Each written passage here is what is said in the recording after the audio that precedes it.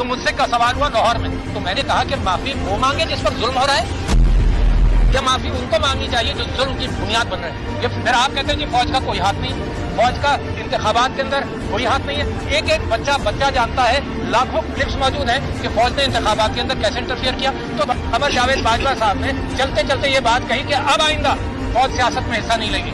इसका मतलब उन्होंने इकबाल किया इस बात पर कि जब तक तो फौज हिस्सा ले रही थी सियासत में, अब नहीं लेगी। तो सारी फौज की बदनामी की बुनियाद बन रहे हैं। क्या जरूरत है प्रेस कॉन्फ्रेंस करने की? आपने फौज को नुकसान पहुंचाया, फौज की ऑर्गेनाइजेशन को नुकसान पहुंचाया, फौज के बिजनेसेस का शोषा छोड़ दिया आपने, वो बाई से बहस बन गए। और इस वक्त हाल ये है कि क्रिटिसिज्म आपने पूरी फौज पर इन्वाइट किया, जब फौज के अंदर के जो लोग मुलव्वस थे 9 मई के अंदर, उनको सजा दे दी गई।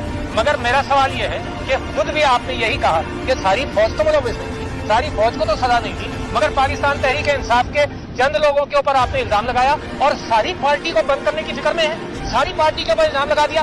क्या ये इंसाफ है? हम भी समझते हैं कि फौज सारी इस चीज में मुलव्वस ही नहीं है। उमर अयूब साहब ने कहा कि चंद लोग हैं, फौज का यकीनन हाथ नहीं है, मगर कुछ लोगों का फौज के अंदर से कुछ लोगों का हाथ उसके अंदर है। तो मैं ये सोचना और ये कहना कि नहीं 70% पाकिस्तान के लोग और नौजवान गलत हैं और हम चंद लोग सही हैं, ये तो बिल्कुल एक गलत मंतिक है जो तबाही की तरफ ले जाएगी। ये सारी जो स्टेटिस्टिक्स लेकर आए कि जी 7% लोगों ने ये भी वोट नहीं दिया इमरान खान को, ये 3% को, तो ये 1 साल से 18 साल के लोगों को भी